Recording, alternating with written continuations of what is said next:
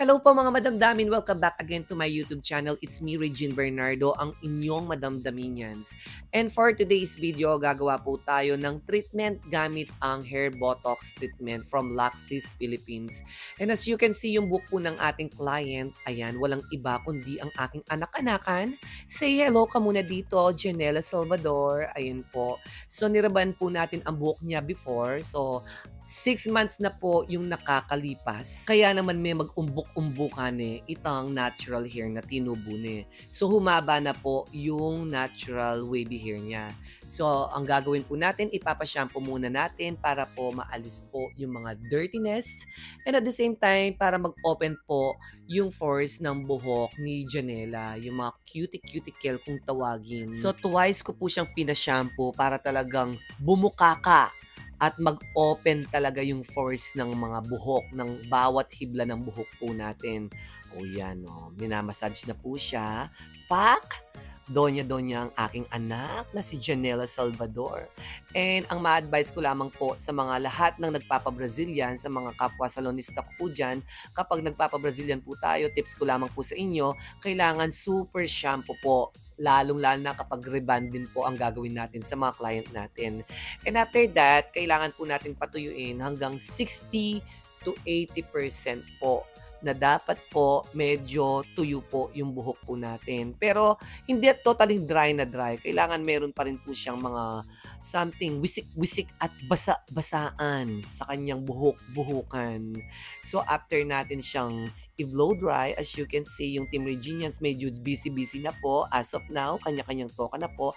At i-apply na po natin ang hair botox from Laxlis Philippines. Ayan po. So, meron po siyang nano-straightening. Yung sigurong straightening nito is at least 60 to 80% depende po sa hibla ng buhok at depende din po sa technique kung paano po magplansya ang mga hairdresser. So, dahil nakalagay po dito is 100% straightening, baka yung 100% na yon is smooth, lambot, shiny po yun. Pero yung pag-straight po niya, alam naman po natin kapag treatment po is hindi po 100% straightening. So, kinaklaro ko lamang po mga madamdamin na kapag treatment lamang po like yung mga Brazilian, Botox, mga any kind of treatment na meron pong straightening ay hindi po 100%.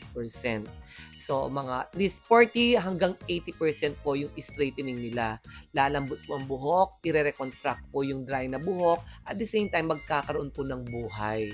So, kapag bugbog na po ang buhok po natin sa kulay, o kaya naman po sa mga bleach, tapos pinariban po, kailangan po talaga monthly treatment kagaya po ng hair botox treatment. So, ang ginawa po natin ay nilagay na po natin sa buhok ni Janela Salvador ang hair botox treatment at hindi po natin isasagad sa anit. Lagi po natin tatandaan, hindi po sinasagad sa anit ang mga Brazilian, hair botox, at lalong-lalo na yung pang-riban po. Pasensya na po kayo sa aking busis-busisan, namamalat po kasi ako. So, after po natin siyang nilagay yung gamot sa kanyang buhok-buhukan, ayan na po, makatiwangwang na po kayong infrared, 30 to 40 minutes. Yun po yung pinaka-maximum na tagal na i-stay po natin sa buhok. And after yan, pumutok na po yung kanyang timer. So, ipapabanlaw lang po natin siya ng at least 50% lang pong banlawan, hindi po 100%. So, inuulit ko po, 50% lamang po. And after natin binanlaw yung buhok ni Janela Salvador, talagang Janela Salvador, no?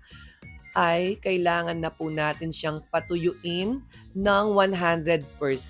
Malamig lamang po yung pinagbo-blow dry po natin sa buhok ni Janela, ang aking anak-anakan, para po makita po natin agad kung ano po yung pinaka-resulta niya. So, pisweswe mo keng kang gamat-gamatan, o kaya naman po keng sukle, pwede naman po. Basta't malamig lamang po yung pinublow dry natin sa buhok ng ating model or client. And as you can see, yung buhok po niya, ayan na po. So, nawala na po yung parang umbok-umbukan niya at saka yung lambot nandyan na po at yung kinang-kinangan. So, hindi pa po na-plancha yan. Blow dry pa lamang po at makikita nyo na po yung kintab, kinangnang na parang may larong latik na po siya.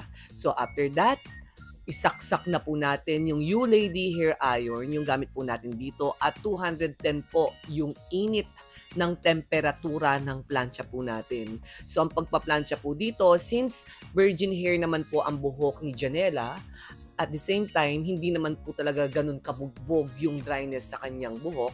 So, ang pagpa-plancha po sa kanya is pwede pong paper thin para po ma-achieve po natin yung 40 to 80% straightening ng treatment hair botox from Luxless Philippines.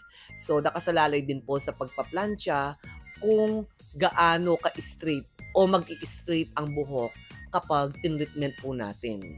So, ayan na po. After natin pinlansya, ito na po yung kinalabasan ng buhok ni Janela Salvador. As you can see, talagang makinangnang and ngiting tagumpay po si Janela Salvador. O, pak. Iyo pame pa kanyang nak. O, pame. Awyana. 1, 2, 3, go. O, alayong opa. Nuko. And 3 days, 2 to 3 days nyo pong hindi babasahin ang buhok ng ating mga client para nang sa ganon, mag-stay po talaga yung lambot kinang, ay, nuko, kanya papaling opa, oita. So, after 3 days, isa-shampoo na po natin yung buhok ni Janela Salvador para makita na po natin yung kanyang final result. So, ayan na po si Janela for the win, for the road. At pinashampoo ko na po yung bumbunan niya, yung tuktok lamang po para po maalis po yung oiliness niya. And then using hair shine mask, ang gagawin natin pang conditioner sa kanyang buhok. Itong hair shine mask na to, pwede nyo pong gamitin as your personal use twice a week po. Shampoo muna and then ibabad nyo po ng 30 minutes. Kung malapit lamang po kayo dito sa Angeles City, Pampanga, pwede po kayong mag-direct na bumili sa amin dito sa salon po namin. And ayan po, pagpagpagpagin lamang po natin yung buhok ni Janela at makikita na po natin yung kanyang pinaka-final result. So, sa lambot, talagang wala tayong masasabi sa kanya. At sa kintab, check na check. And as you can see, yung straightening po niya, hindi po talaga 100%. So, yung straightening po niya ay nagpo-produce lamang pong 40 hanggang 80%. Depende po sa hibla ng buhok, mga madamdamin. At ang maganda dito, bibigyan ko po kayo ng technique sa mga kapwa hairdresser ko po. Pwede nyo pong i-combo ito sa Sistine and then ito pong hair botox na to. Plus, syempre yung 4-in-1 treatment nating pang keratin treatment para pack na po talaga yung buhok ng ating mga client. Lalo na kapag bugbog po sa highlights, sa bleach, tapos pinariban po niya, ending nag-frizzy, nasunog o yon.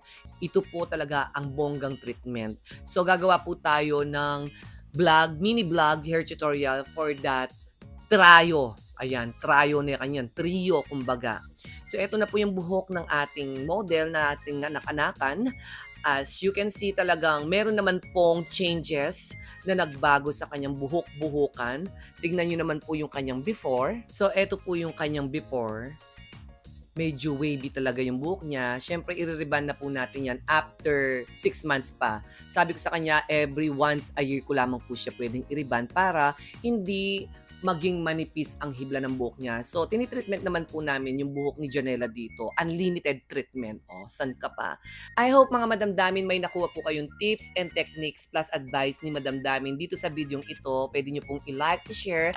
At the same time, pwede po kayong mag-follow sa aking lahat ng mga social medias account ko. And sa mga gustong bumili ng mga products po natin, ayan po yung Shopee account po namin. Legit only po, Regine Bernardo Beauty Salon. And sa mga gustong magpagawa dito, PM lamang po kayo sa FB page po natin para ibibigay po namin yung mga price list and services. Maraming salamat!